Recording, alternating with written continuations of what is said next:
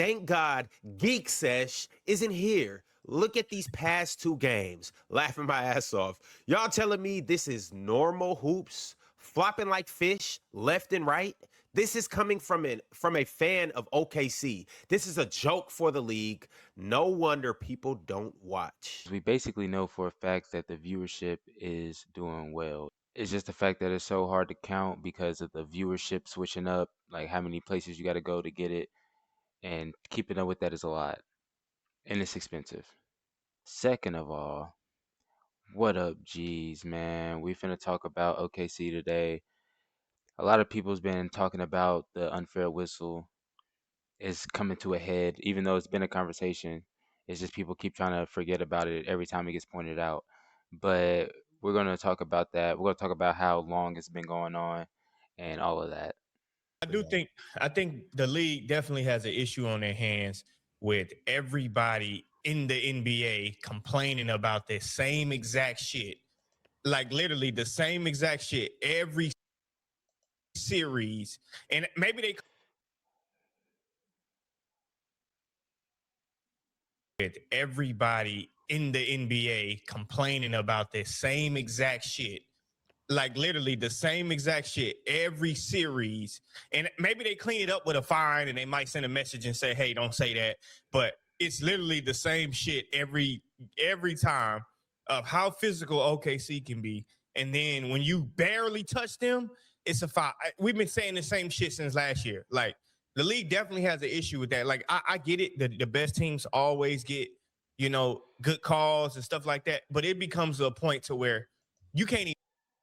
And he is not wrong. Since last year, they were saying this. Like OKC, they're allowed to be like real physical. They're allowed to be real physical. They kept saying that this year, in the beginning of this year, and we got examples of people talking about it too.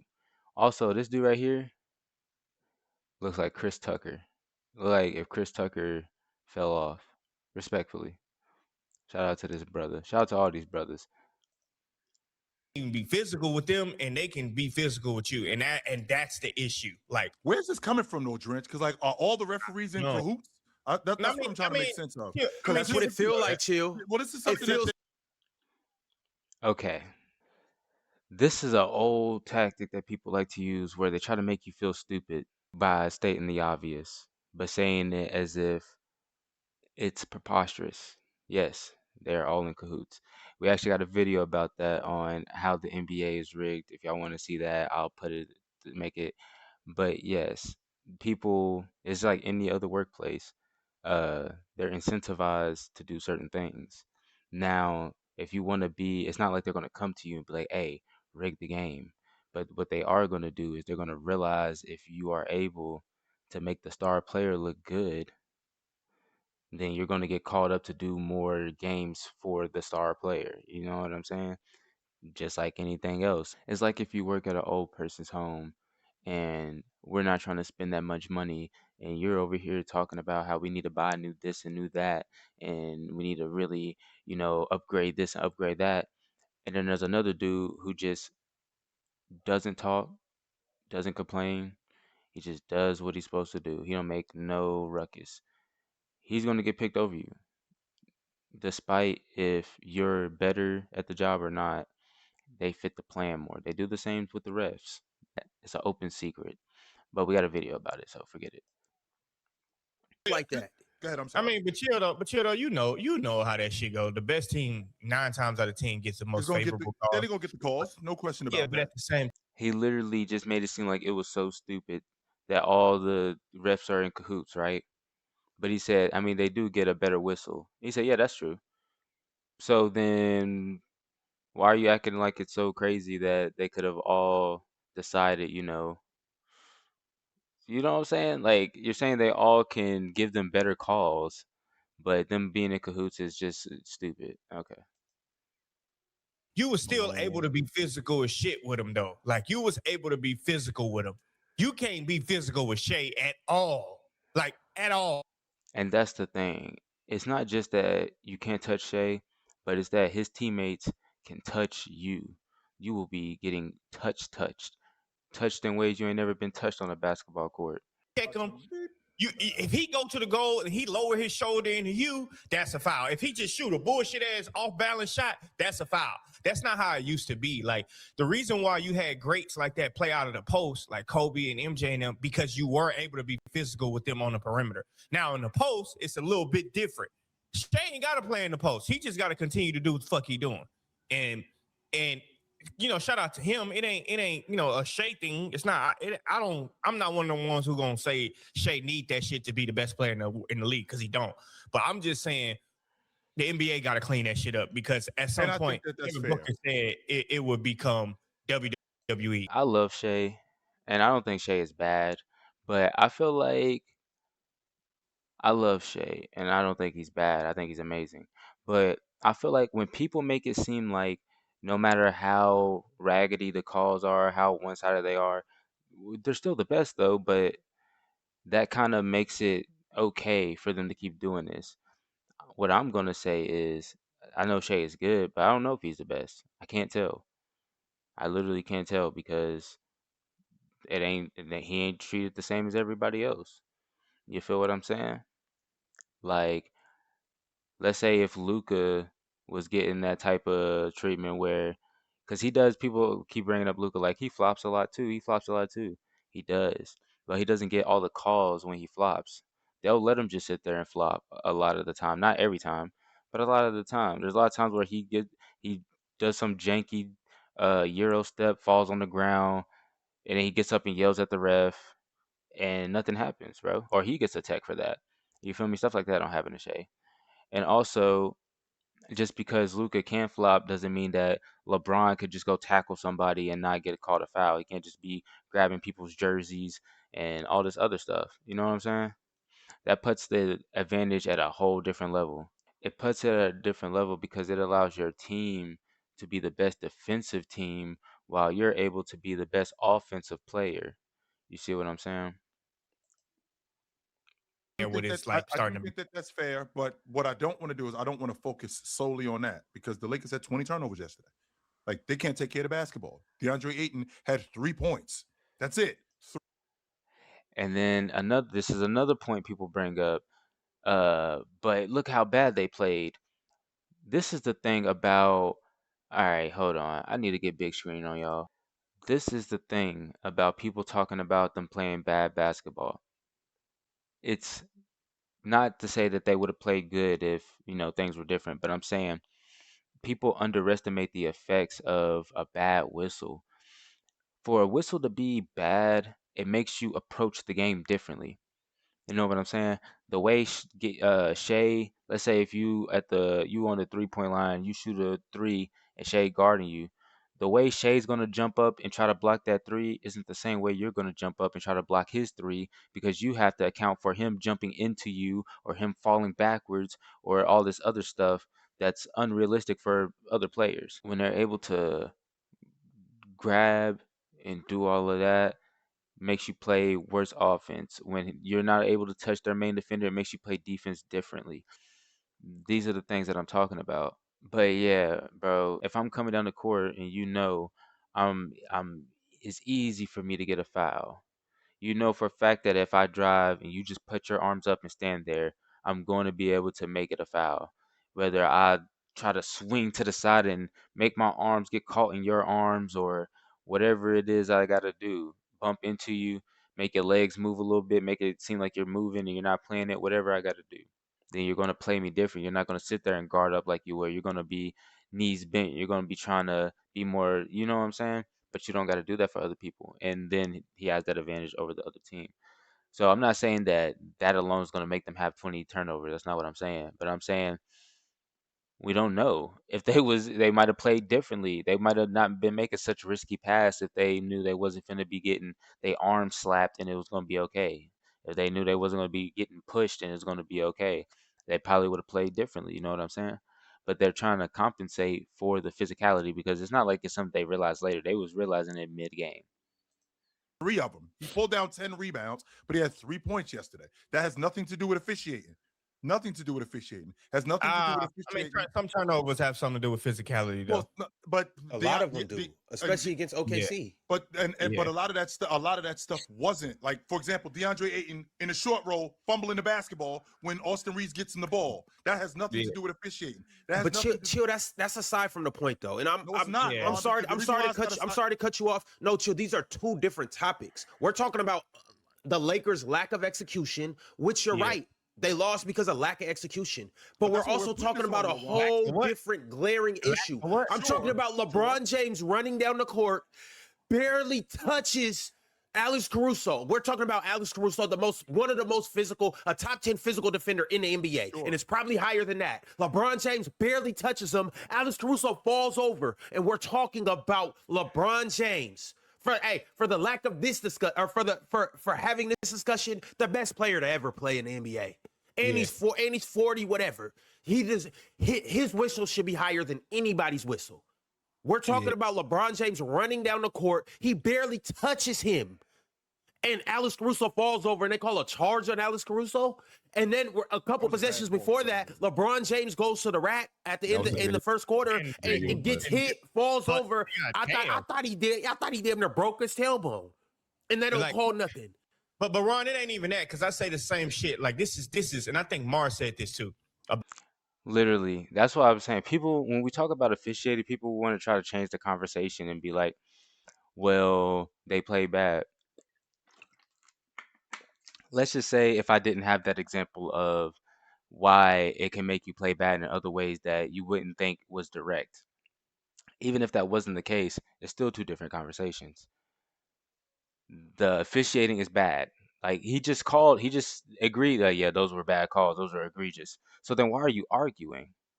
Why are you arguing if you know it's bad? Like, bro, OKC, I don't know if you think they're gonna let you hit or something, or if you think they're gonna give you some play time at age 60 or whatever you are, bro. But like, they're literally just arguing for the sake of arguing because you're literally agreeing with everything they said. The refs can't be in cahoots, but the best team gets the best whistles, so that's a cahoot. Like it has to be, right? So, and now you're acting like egregious calls. It wasn't even that. And then they're giving you like, yeah, that was bad. So then, what are we talking about here? About the offensive player. How are you able to just ram right into the defender and then that shit be called a foul, right? But the moment you turn the corner and the defender step and you fall over on the ground, that's a foul too. Like, at some point, what the fuck are we doing? Like, if you so strong, you can ram into me like that.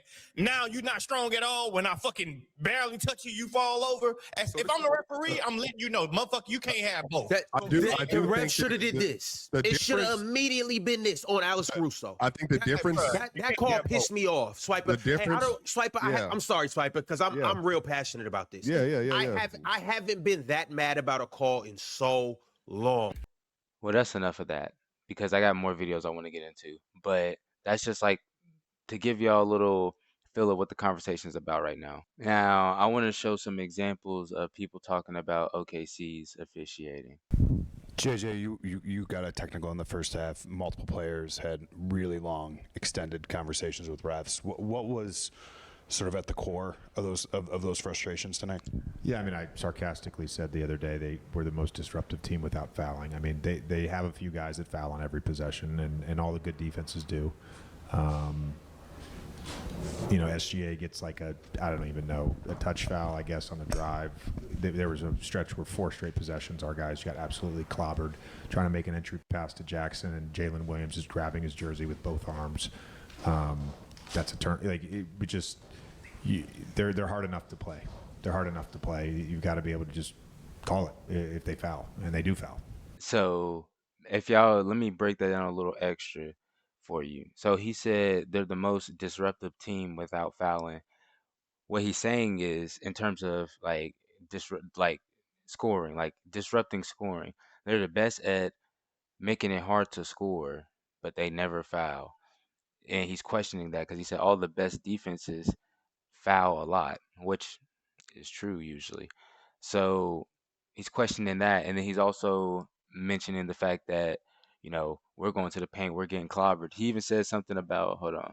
Trying to make an entry pass to Jackson, and Jalen Williams is grabbing his jersey with both arms. That's a turn.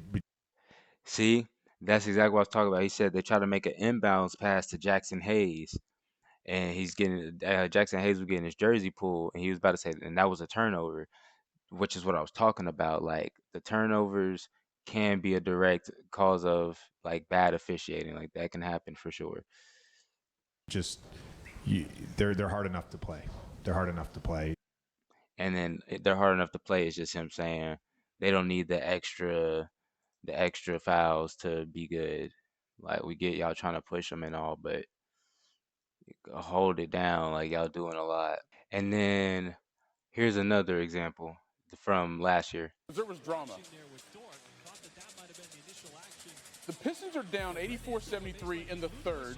Lou Dort lands on Shai Gilgeous-Alexander's foot. He is injured. All right, so Isaiah Stewart then kind of throws Jalen Williams to the side while going up for the rebound, and then they review it, hostile act, and later reviewed to determine it as a common foul. So Cade Cunningham would have a few words with the ref expressing his frustration, like, what is going on? He gets attacked, then he gets another one, he gets ejected from the game. Here's JB Bickerstaff on everything. I usually try not to say stuff like this unless I got like the 100% facts, but I'm gonna just say it. The reason they did that is because they thought since Lou Dort got injured and he might not play the rest of the game, that OKC was going to lose, so they had to get rid of their best player too, so it can even it out. I said best player too, but y'all know what I meant. Jesus. Just their best player. Everything that transpires. I'm disgusted by the way that game was officiated. The level of disrespect was above and beyond. They have a guy fall down and trip on his own teammate's foot. They review us for a hostile act. They throw an elbow to our chest, neck area.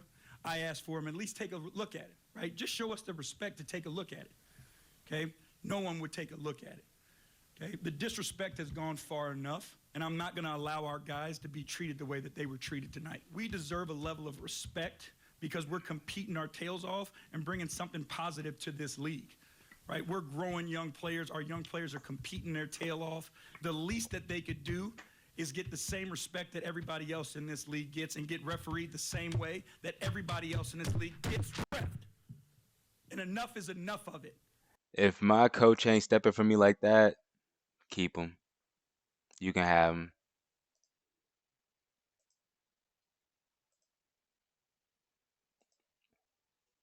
Was disgusting. It was a disgusting display of disrespect towards our guys and what we're trying to do. And there's plenty more examples of people talking about it.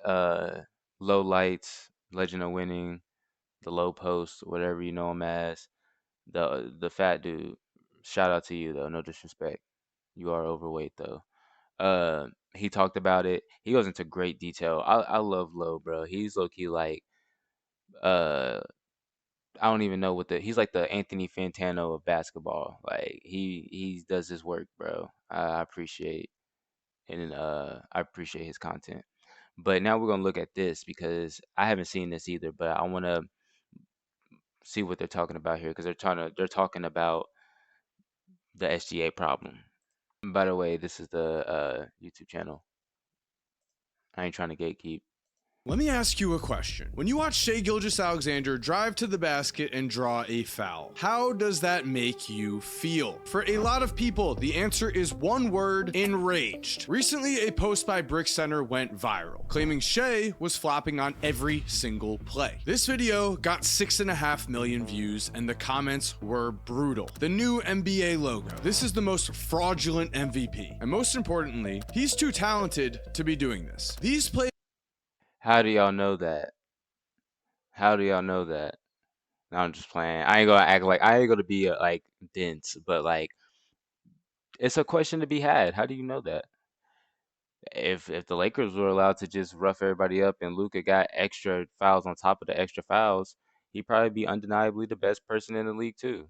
If Jokic and if the Denver Nuggets got to just slam everybody around and do what they want, and Jokic got extra calls, he'd probably be undeniably the best player in the league too. Same thing with Wemby. So you see what I'm saying? Like, so I'm not saying that he's not that. It's definitely a case to be had, but I don't think it's so clear cut. It's not as clear cut, nearly as clear cut as people try to make it seem. These plays were only from the first quarter alone, and at this point, the NBA cannot ignore this. SGA is about to win his second straight MVP. The Thunder are favorites to win their second straight title. Shai is just 27 years old, and he should be the face of both a potential dynasty and the entire NBA. Instead, he's become the face of everything fans hate about basketball. Because let me hit you with another number, 57.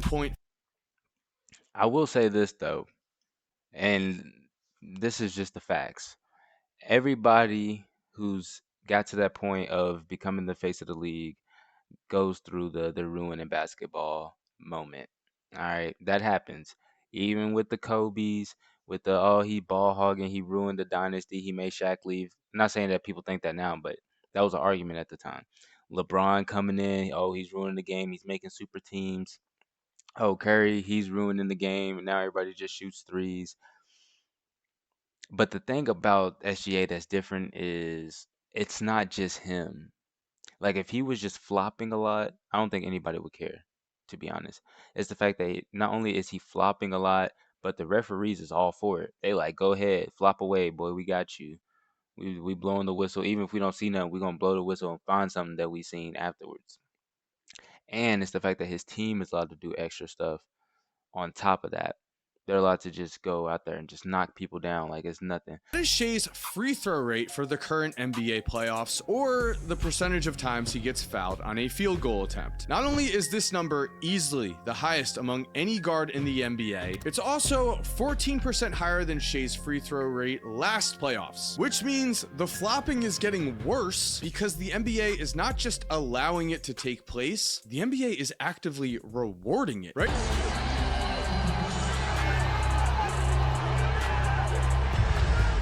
Reeves is begging the refs to do something because while Shai is the poster child of the foul merchant movement, he is certainly not the only player who is being rewarded for selling calls. It's become contagious. But again, the Lakers' philosophy is anybody.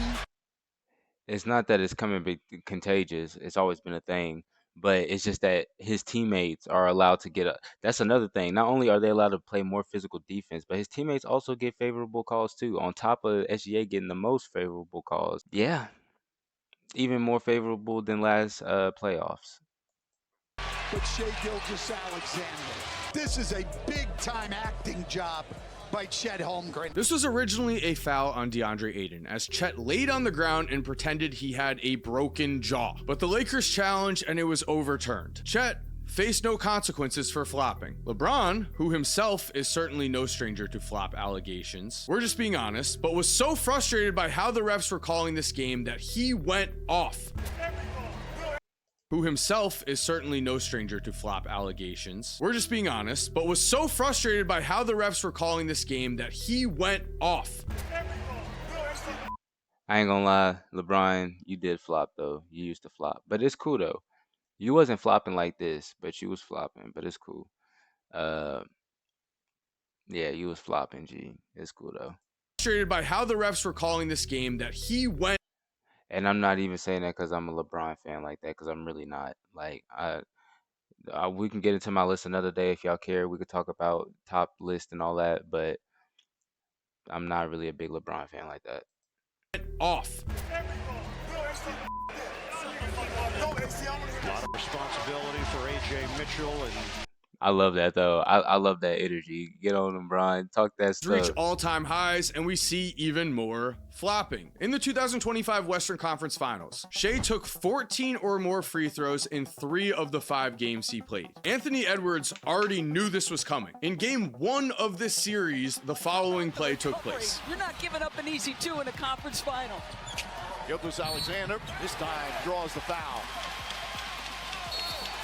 He was upset. Anthony Edwards is essentially the anti-Shai Gilgeous-Alexander. Ant has a low foul rate. He is what some would consider an ethical hooper. But it's right here where I think we need to get real with each other. I already know that some people think this whole situation is overblown. To be fair, Shai does drive to the basket at one of the highest rates in the league, and there are guys like Luka who shot more free throws than Shai this season. So Shai's defenders do have stats to fall back on. But the eye test, what we are watching in a single basketball game, does not need stats. It just needs us to see to believe. And what we see is Shai.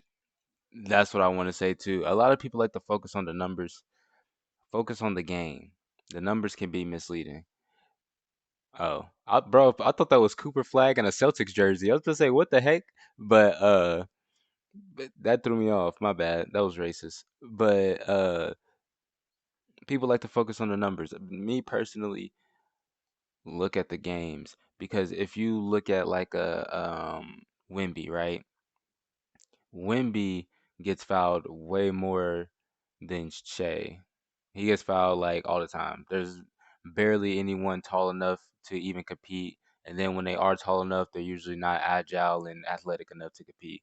So there'd be a lot of bumping, pushing, especially where his hips are. They like to push him because or in his stomach, they like to make him uncomfortable, make him want to get low so they can actually steal the ball or whatever. But he don't have as many fouls on the paper as these people. So that simple thing right there should just show you the ways that you feel me, the stats could lie to you.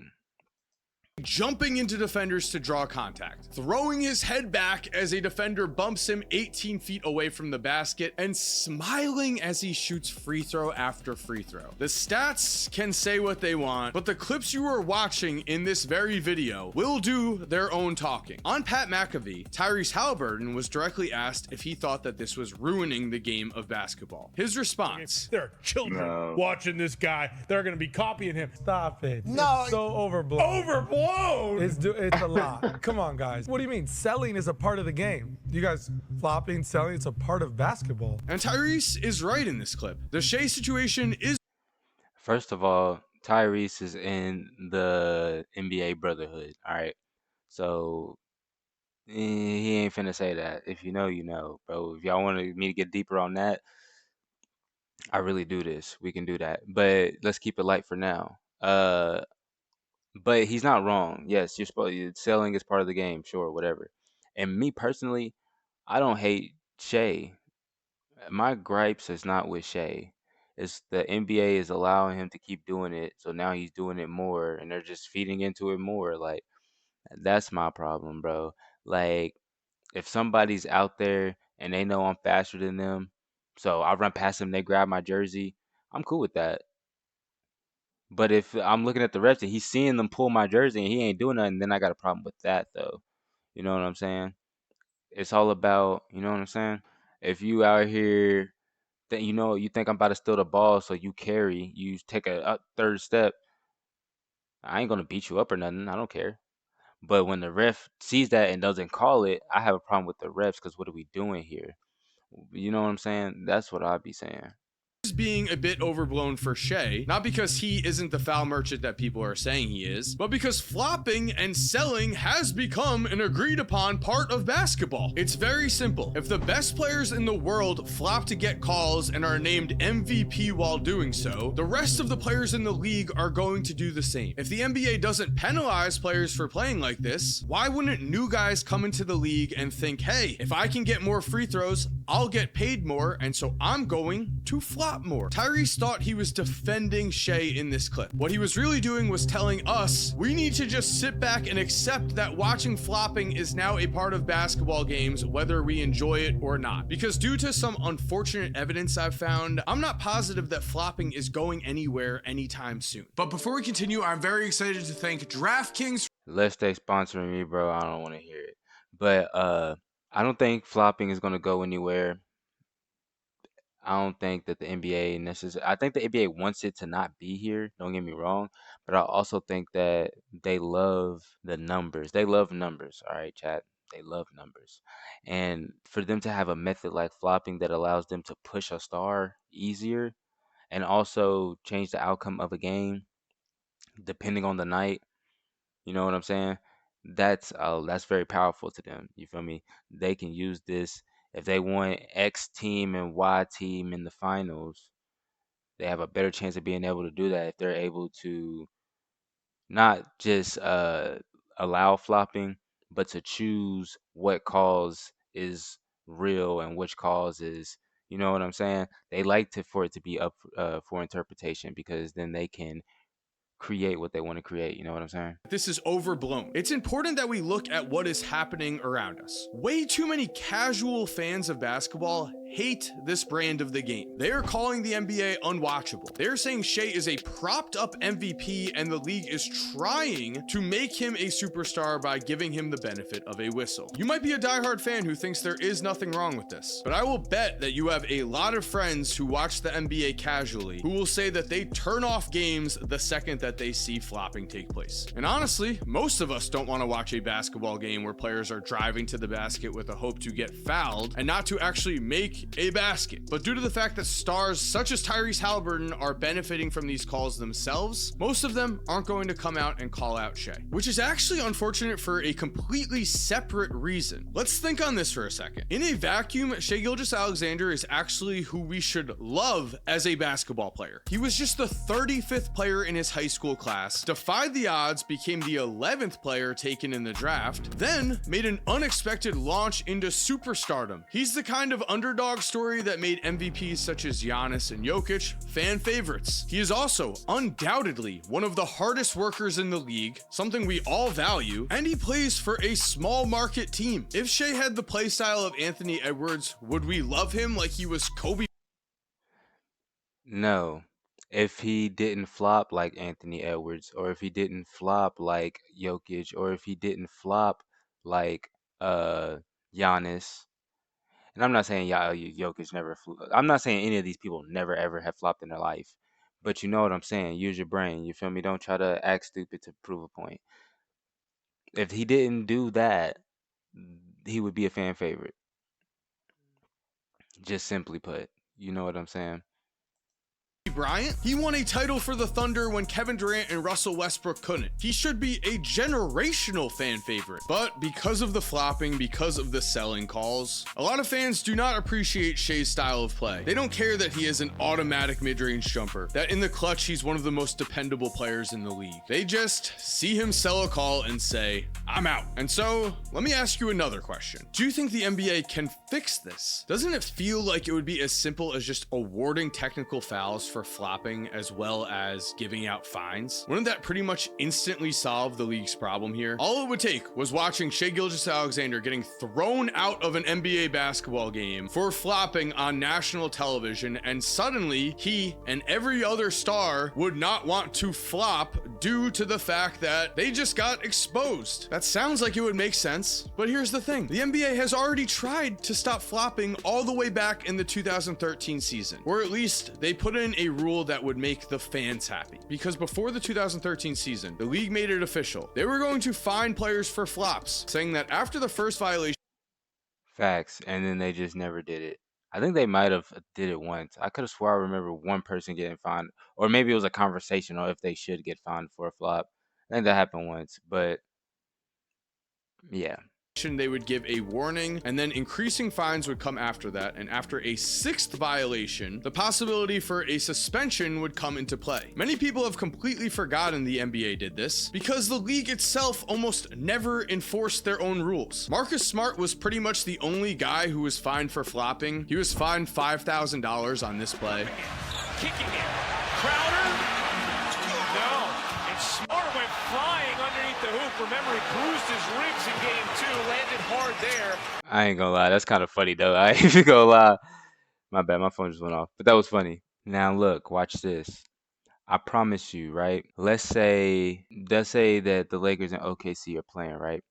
If LeBron goes out there, he boom, boom, boom goes, gets tapped on the shoulder, and he just blatantly falls. And then even if whether they call it or not, he get the ball, again, throw it to Reeves goes, he just blatantly fall. I promise you they'll start finding them. They will literally start finding the Lakers. Because then they're gonna try to make it seem like they're like the Lakers are like questioning the integrity of the game. Returned the call, but then did not give Chet a technical, even though the only way they could overturn that call was by admitting that Chet had flopped. So what is the NBA's explanation here? Well, to me, it feels like the league has no real reason why they shouldn't enforce their rules, as the fan complaints continue to pile up. But I do have a theory why they are not acting. Because they're trying to push SGA. Also, if they start dialing it back now, it kind of proves that we were right. Because they've fixed situations like this before. Back in the 2010 season, Kevin Durant had perfected a cheat code in basketball, the rip through. He realized that if a defender put his hands too close to him, KD could immediately throw up a shot and he would also force a shooting foul almost every time. In the 2010 season and before that, this play was called a shooting foul, and KD led the entire league in free throw attempts. Sounds similar? But then, people were fed up watching fake basketball like this, because while KD technically wasn't breaking any rules, he wasn't actually trying to shoot a basketball. He was just trying to get to the free throw line. So the NBA ended up making this a non-shooting foul. And then guys like Joel Embiid and Chris Paul still abused it, because you could still use it to draw fouls on players in general, or get to the free throw line if the other team was in the bonus. And because refs are inconsistent, sometimes they would call it a shooting foul anyway. But the NBA went further. In 2024, they said it was a non-basketball move, and sometimes no foul would be called at all. So sometimes a player would just turn it over. Now we do see a lot less rip throughs, proof that if you enforce the rules, things will work, but also proof that if you don't hammer down on a rule completely, like the flopping rules they apparently put into place, nothing is going to actually change. The proof of change came with James Harden. From 2015 to 2020, Harden led the NBA in free throw attempts every single season. Was he a superstar scorer in general? Yes. Was he also manipulating how basketball was played? Yes. In a single season, Harden drew 124 fouls on three-point attempts alone. A lot of us hated the way refs were handling how James Harden played, and the NBA responded to this backlash. Most notably, the rule that has stuck is that you cannot kick out your leg on a shot so that a defender accidentally trips you. The Harden rules in general were supposed to be, essentially you cannot make fake contact on shots to draw fouls, aka you're not supposed to purposely be able to jump into a defender if he attempts to block your shot. You have to have a natural shooting motion there. But we've recently seen Shai and others jump into defenders and draw fouls. Again, if the NBA is not absurdly strict on their rule changes, they don't work. But you would think with flopping, the NBA would just fully do something about this. Even if you are on the camp that this is overblown, I don't think. And this is also another thing. I know. People are going to say, see, and this is why you can't get mad. First of all, their teammates wasn't also allowed to slap people and slam people and do all this other stuff. And also, their other teammates wasn't get all types of crazy favorable calls too. And also, the league was actively, you feel me? They'll let you get it off for the season. Like if you come up with something crazy in the middle of the season, they'll let you get that off. But after that, bro, they're gonna start doing some things. This is season 2. He's about to get 2 championships off this, probably 2 MVPs also. You know what I'm saying? I think you like flopping. I don't think any of us like flopping. So why doesn't the NBA fix it? It's the same reason why they've never enforced the flopping rules they've already created. The players get legitimately embarrassed for getting called out for flopping. It's really that simple. Even though making a push to stop flopping would make a lot of casual basketball fans and diehard fans very happy, the NBA currently has chosen to not anger their own stars. Shout out to this guy, and I mean no disrespect, but that was the dumbest thing I've ever heard in my life. So you're telling me we're a $1 billion company? We literally trade people. We kick people out the league if they don't. We do all types of crazy stuff, but we don't want to do something that's going to make our product better and make the people that give us money, that is the reason why we're rich, happy, because we don't want to hurt the basketball players' feelings. That's basically your argument. We could fix all this controversy. We can make a better product, but we don't want to hurt the basketball players' feelings. Do you think they really care? If I'm paying you $300 million, do the job the way I tell you to do the job. I don't care about your feelings. I do not care about your feelings, especially when your feelings are pertaining to the work at hand, the work of playing basketball. I told you to play basketball this way and don't do this, and then you go do one of the things I tell you not to do. Who cares about your feelings, bro? I'm pretty sure the Lakers getting clobbered last night was hurting their feelings a lot more than it would if you would have told one of them to not flop. You know what I'm saying? That was kind of crazy. And then also, I feel like he's mixing up two conversations. We're not talking about, well, people are trying to flip it into SGA flopping, but that's not the real conversation. That's the NBA giving you a fake conversation to hide from the truth. That's not what we're saying. We're saying that his calls that he's getting is different and way more favorable than everybody in the league. Not other superstars, not other role players, everyone in the league. To the point where even Luca shoots a lot of free throws. I bet you if he was playing against OKC right now, he would not have nearly as many free throws as he usually does, because the people that's going to be defending him and touching him are going to be allowed to do that, when at other nights they don't got that extra advantage. So he's going to be able to, flop or whatever, and people still don't like that. Like, people still hate that, but this is more than flopping. This is the NBA making it easier for OKC to win. Both sides, defensively, offensively. Boom. They standing on it, and then if y'all they saying that they're trying to prop him up to be the face of the league, they are. All right, that's why he gets all his accolades. Like, if you ever look through basketball and you see why like people don't get their full accolades, like, dang, why didn't Curry get that Finals MVP, or why didn't you feel me? That's because you're not the face of the league, bro. And they don't want you to be the face of the league. They don't want it to look like you're the face of the league. That's why they gave it to Durant. They don't, because think about it. If Curry got 4 rings and he's going up against LeBron a lot of these finals, and he got 4 rings, 4 MVPs, 4 finals MVPs. Like, if he got all the stuff he deserved, it would be very hard to say Curry's not better than LeBron. You know what I'm saying? So we're gonna divvy it up. We're gonna give this to, you feel me? We're gonna do all types of, same thing with Jason Tatum. Same thing with, you know what I'm saying? When they the more accolades they give you, the more they're trying to build you up. And SGA got everything he needed, and we're coming back. He's gonna double it up. They want this man to be the face of the league. The thing is with sports, and this is, like I said, this goes for all sports. Every now and again, we will have a great, somebody who's so great it's almost incomprehensible for us as Jordan. And then from that, we'll be waiting for Jordan again. But the thing is, those once in a lifetime people are once in a lifetime. Mike Tyson is once in a lifetime. You feel me? So you're not gonna get, people want to get a new Michael Jordan every generation. It's not gonna be that. But there will be greats. I'm not saying they're not gonna be great. They could be close to Michael Jordan. But realistically, it's gonna be a while before someone's actually like better than Michael Jordan. But that's just like how life is. You feel me? Just like rap, there's not gonna be another Tupac just the next year or the next 5 years or the next 10 years. You know what I'm saying? It's gonna happen when it happens. But so what happens is sports gets restless.